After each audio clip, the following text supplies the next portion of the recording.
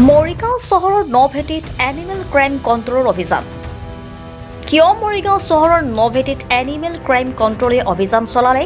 মৰিগাঁও মাজমজিয়াত থকা নাৰু ৰেষ্টুৰেণ্টৰ স্বত্বাধিকাৰী নাৰায়ণ দাসৰ বাসগৃহত। নাৰায়ণ দাসে বিগত 1.5 বছৰ ধৰি নিজৰ ঘৰৰ 3টা পোহনীয়া কুকুৰৰ সংঘটিত কৰিছিল অপকৰ্ম। এনিমেল ক্ৰাইম কণ্ট্ৰলৰ সৈতে মৰিগাঁও আৰক্ষী অভিযান চলাই নাৰায়ণ দাসৰ ঘৰৰ পৰা উদ্ধাৰ কৰিছে 3টাকৈ পোহনীয়া কুকুৰ। অনলাইন অভিযোগৰ ভিত্তিত এনিমেল ক্ৰাইম কণ্ট্ৰলে মৰিগাঁও আৰক্ষীৰ সহযোগত চলায় এই অভিযান। নাৰায়ণ দাসৰ পুত্ৰই এনিমেল ক্ৰাইম কণ্ট্ৰলৰ সৈতে পূৰ্ণ সহযোগিতা কৰিব পিতৃৰ এই কুকৰ্মৰ বিৰুদ্ধে।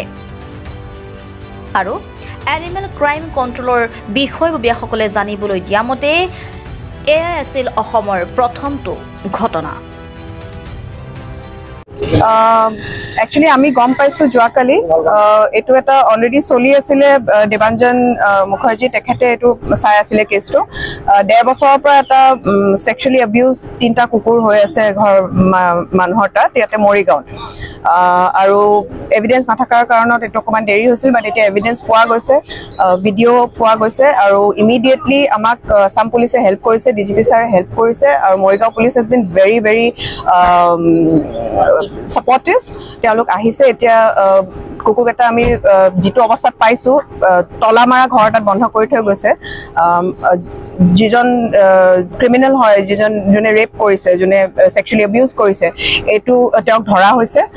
ইয়াৰ পিছত আমি এতিয়া থানালৈ গৈ আছো। এতিয়া বাকীখিনি হ'ব, এজাহাৰ দিয়া হৈছে, তেনেকৈ তদন্ত কৰিব পুলিচে।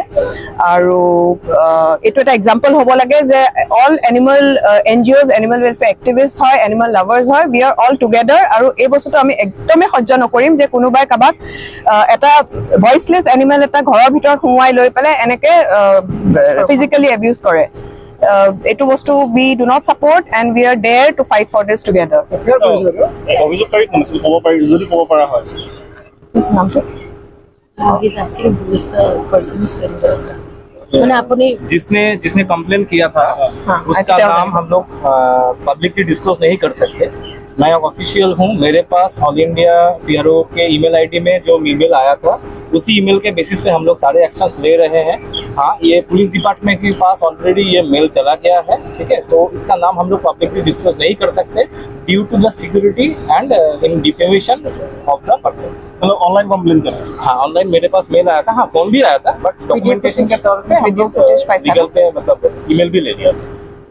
उसका नाम हम लोग डिस्क्लोज नहीं करते। এই গোটেই কাণ্ডখিনিৰে ভিডিঅ' ফুটেজ আছে আমাৰ তাতে ভিডিঅ' ফুটেজটো প্ৰথমতে ফেচবুকত ভাইৰেল হোৱাৰ পিছতে গোটেই এটা এনজয় লগ লাগি পেলাই কেছটো আগবঢ়ালে। প্ৰথমতে আমি অৱশ্যে গম পোৱা নাছিলোঁ কি কোন জেগাৰ কোন ঠাইত, কিন্তু আমি ৰাতিপুৱা গম পোৱাতে সকলোৱে লগালগ আহিলে। আমাৰ DGP ছাৰ হৰমিত সিং ছাৰে লগালগ SP কেতে ফোন কৰিছে আৰু SP ছাৰে লোকেল পুলিচক ডাইৰেক্টিভ দি আমাক সহায় কৰিছে।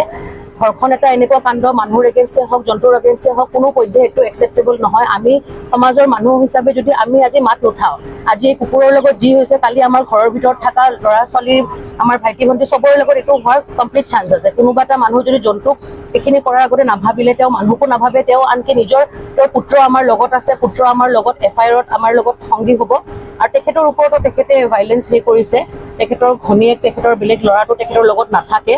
আৰু এই কেছটোৰ জৰিয়তে আমি অসমবাসী ৰাইজ, গোটেই দেশৰ ৰাইজক আমি আহ্বান জনাইছো কি আপোনালোকে সকলোৱে মাত মাতক, সকলোৱে ফেচবুক, ইনষ্টাগ্ৰাম, টুইটাৰ য'তেই পাৰে আপোনালোকে মাত মাতক। আৰু অসম চৰকাৰৰ প্ৰতি আমাৰ নিবেদন থাকিলে কি, বিশেষকৈ আমাৰ মাননীয় মুখ্যমন্ত্ৰী হিমন্ত বিশ্ব শৰ্মা ছাৰলৈকে কি আপুনি বহুতখিনি পদক্ষেপতে বহুতখিনি ষ্টেপছ লৈছে, এইটোত যেন আপুনি আমাৰ কাৰণে কিবা এটা কৰক। এইকেইটা কুকুৰৰ লগত যি হৈছে, এইটো নাজানো আমাৰ কোন জন্তুৰ লগত ক'ত হৈ আছে, এই ষ্টেপটো, এইখিনি বস্তুৰ কাৰণে যে মানুহ আগবাঢ়ি আহিব পাৰে, পুলিচে যেন সদায় এনেকৈ ছাপৰ্টিভ হয়, এই বস্তুটোৱে বিচাৰি কিনে আমি আহ্বান জনাইছোঁ। আৰু কেছটো অতি সোনকালে যেন আমি ন্যায় দিব পাৰোঁ, সেইটোৱে বিচাৰিছোঁ। আপোনালোকে বিভিন্ন সময়ত ঘটনা পাইছে? হয়, আগতে নন্দীৰিবাৰ NGOত এতিয়াও আছে, ভিক্টিম ডগ যোনে হয় এতিয়াও আছে। আনকি আপোনালোকে শুনিলে আচৰিত খাব কি এইটো কুকুৰ, মেকুৰী, ছাগলী, গৰু, এনেকুৱা একো প্ৰাণী নাই যোনটোক বাদ দিছে। মানৱ জাতি ইমান তললৈকে নামিব বুলি আমি কোনোদিন ভাবা নাছিলো। এইবোৰ কেছ আমি যিহেতু বহুত এক্টিভ NGO, আমি শুনিছো, দিল্লী, বম্বেত শুনিছিলো, কিন্তু আমি কেতিয়াও আশা কৰা নাছিলো কি অসমত এনেকুৱা কেছ এটা আমি দেখিব পাৰো। এই ভিডিঅ'টোত যেতিয়া মানুহজনে নিজৰ আমি জানাত যেটা এনেকে ইমান ভাইৰেল ভিডিঅ' ফুটেজ হিচাপে এইটো প্ৰথম হৈছে আমি আপোনালোকে নিশ্চয় সুধিছে কি কোনে কৰিছে এইটো কোনে ভিডিঅ'টো ওলাইছে আই বিলিভ নামটো বেছি ডাঙৰ কথা নহয় মানুহজনে যে সাহস কৰি পেলাই ভিডিঅ'টো কৰি পেলাই এইটো বস্তু মানুহৰ সন্মুখত আনিছে এইটোৱে বহুত ডাঙৰ কথা আৰু মই এটা কথা ৰিপিট কৰিম এই ভিডিঅ'টো যেতিয়া আজি ৰাতিপুৱা মই দেখিছো মানুহজনে যেতিয়া নিজৰ গামোচাখন খুলি মৰিগাঁৱৰ পৰা ধীৰেন মেধিৰ ৰিপৰ্ট সুহানা লাইভ।